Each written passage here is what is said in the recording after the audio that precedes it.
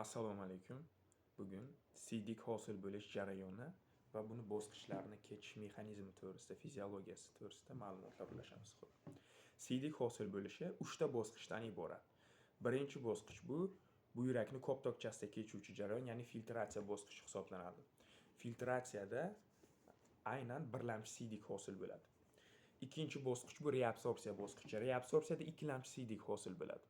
Va uchinchi bosqich sekretsiya. Sekretsiya natijasida aynan haqiqiy siydik hosil bo'ladi va keraksiz moddalar sekretsiyalanadi, ya'ni ajratiladi qon tomirdan, kapillyarlar orqali. Xo'p, filtratsiya. Filtratsiya buyrakni koptokchasida kechuvchi jarayon.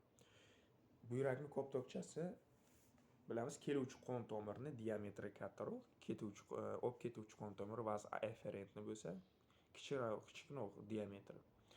Aynan mana shuni hisobiga, bosim hisobiga, ya'ni katta vaz afferent kapillyari aynan 70 simov ustuniga teng buni bosimi. Shuni bosimi kattaligi hisobiga filtratsiya jarayoni ro'y beradi. Qanday qilib? Aynan filtratsion baryerdan filtrlanib boradi qon. Ya'ni filtratsion baryerni 3 ta tarkibiy qismdan tashkil topgan. Birinchisi bu aynan kapillyarni, ya'ni malpigi chigala hosil qilgandan keyin ana shu kapillyarni endoteliysi.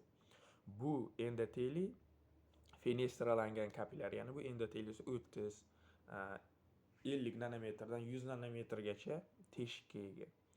Va bu teshikdan faqat filtrlanish jarayonida plazmada erigan moddalar o'tishi mumkin. Plazma bunday erigan moddalar. Qonni shakli elementlari eritrosit, trombosit, leykosit o'tmaydi. Aynan plazmada erigan moddalar o'tishi mumkin. Ya'ni albumin, globulin, yirik oqsil, qonni shakli elementlari o'tmaydi bu teshikdan. Ikkinchi qavatda joylashadi bu bazal membranasi Shimlyanskiy-Bauman kapsulasini. Shimlyanskiy-Bauman kapsulasi 2 varaqdan tashkil topgan hisoblanadi. Aynan bazal membranasi juda ham kichik teshik, ya'ni 3-5 nanometrli yo'riqchalardan tashkil topgan. Bu teshikdan oqsil o'ta olmaydi, faqat plazmasimon suyuqlik o'tadi va 3-chi qobig'i bu filtratsion baryerni, bu podotsit hujayralar. Podotsit hujayralarning oyoqchasidan o'tib ketadi. Endi bu hosil bo'lgan suyuqlik ultrafiltrat deyiladi. Ya'ni ultrafiltratsiya bo'ladi. Xo'p, ya'ni ultrafiltrat hosil bo'lishi uchun filtratsion baryer kerak va bosqichma-bosqich yuqorida aytganimizdek filtratsiya bo'lib o'tadi qon. Aynan mana shu hodisa bo'lishi uchun samarali filtratsion bosim ham kerak. Xo'p, samarali filtratsion bosim nechaga teng normada? Aynan bu samarali filtrlovchi bosim formulasi mavjud. Ya'ni bu teng koptokchadagi gidrostatik bosim. Koptokchaga gidrostatik bosim aynan 70 edi.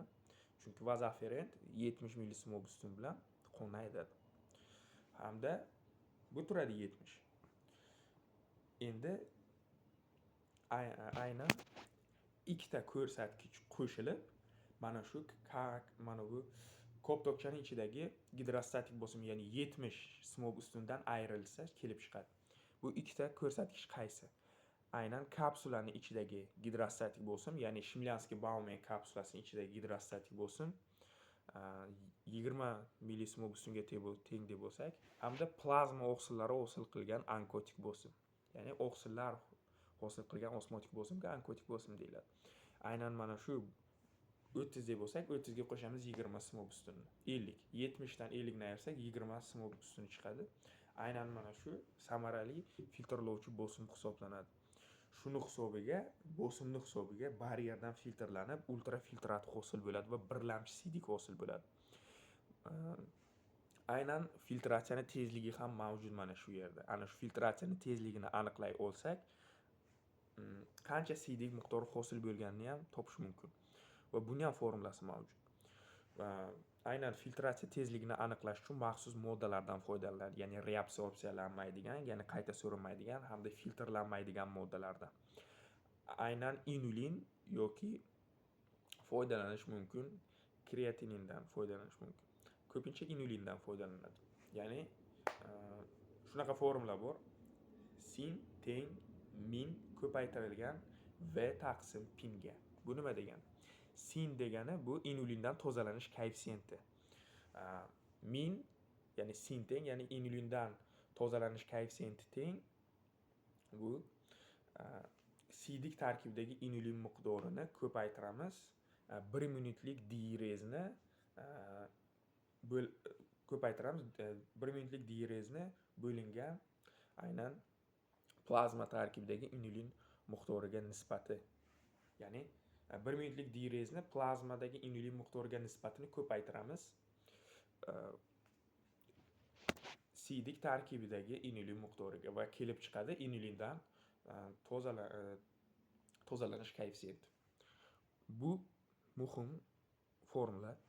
Bu orqali filtrlanishni tezligi, ya'ni qancha vaqtda, qancha tezlikda 1 minut davomida tozalandi bu inulindan qon, qancha miqdorda.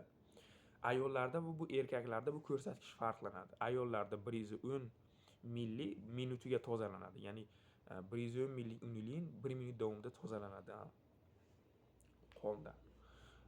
Erkaklarda 125 milli minutiga tashkil qiladi bu. Xo'p, bu filtratsiya tezligi. Xo'p. Bir kecha kunduzda o'zi birlamchi siydik, umuman qonga bog'liq birlamchi siydikni hosil bo'lishi bir kecha kunduzda buyraklarga 1,5 ming, 1800 litr qon oqib keladi va shuncha qon filtrlanishi natijasida 150-180 litrgacha birlamchi siydik hosil bo'ladi. Lekin birlamchi siydikni shundayligicha organizm chiqarib yuborganda edi, bunda organizmda suvsizlanish umuman halokatga olib keladi, o'limga olib kelishi mumkin. Shuning uchun bu aynan reabsorpsiya bosqichlari, sekretsiya bosqichlari muhim ahamiyatga ega. Aynan reabsorpsiya muhim bunda, ya'ni organizmimiz uchun kerakli bo'lgan birlamchi siydik tarkibidan proksimal egri bugri to'g'ri nay, gelli qovuzlovi, distal egri bugri to'g'ri nay hamda yig'uvchi naylarda ham suv hamma joyda so'riladi. Natriy so'riladi, xlor so'riladi. O'z navbatida kerakli bo'lgan oksillar, aminokislotalar, nima zarur bo'lsa organizmda olib qolinadi mana shu birlamchi siydik tarkiblar. Keyin olib qolingandan keyin ikkilamchi siydik hosil bo'ladi. Xo'p, reabsorpsiya jarayoni o'zi qanday bo'ladi? Proksimal egri bugri nayda, umuman proksimal nefronda qismida aynan oksillarni to'liq reabsorpsiyasi ro'y beradi. Ya'ni aktiv transport hisobiga. Aktiv transport, ya'ni natriyni energiya sarflash hisobiga natriy kaliy atifazi orqali energiya sarflab so'riladi oksillar. Glyukoza bo'lsa ikkilamchi oksil bo'lsa ikkilamchi aktiv transport orqali qisman energiya sarfi bilan kechadi. Suv shunchaki osmotik gradiyent bo'yicha ham o'ta oladi, ya'ni energiya sarfi kerak emas suvga. Va reabsorsiyada muhim, ya'ni maxsus suvni darvozasi kanallari orqali qonga so'riladi. Va reabsorsiyada oksillar qanday so'riladi aynan proksimal nayda? Avvalo epiteliysiga kelib yopishadi proksimal nayni hamda adsorpsiyalanadi, keyin invazivlik bilan botib kirib, yengillashtirilgan ikkilamchi transport orqali qonga o'tkaziladi. Va kerak bo'lsa parchalanadi, ishlatiladi yo qonda yana qaytib metabolizmga uchraydi, u oksillar metabolizm hisoblanadi. Reabsorpsiya jarayonida shunday hodisalar ro'y beradi. Xo'p, yana osmotik gradiyent bo'yicha nimalar so'rilishi mumkin? Xlor, karbonat, angidrid, suv aytganimdek so'rilishi mumkin bunda. Osmotik gradiyent bo'yicha energiya sarfisiz. Xo'p, suvni o'zi so'rilishi proksimal kanalda ko'proq 60%, gelli qovuzlovida, distal nayda 15%, agar qolib ketsa keyin yig'uvchi naylarda ham so'riladi. Shunday qilib ikkilamchi siydik hosil bo'ladi nefronda. Xo'p, endi haqiqiy siydik, ya'ni sekretsiyadan so'ng hosil bo'ladi. Sekretsiyada nimalar qondan, ya'ni nefronni bilamiz, birlamchi va ikkilamchi kapillyarlar turi o'ragan. Ana shu kapillyarlar turidan sekretsiyalanda keraksiz moddalar u bo'lishi mumkin, turli xil kreatinin bo'lishi mumkin, ammiak bo'lishi mumkin yoki ortiqcha bo'lgan kaliy, agar bo'yoqlar turli xil baribir turli xil hozirda oziqlanish tartibi juda ham buzilib ketgan.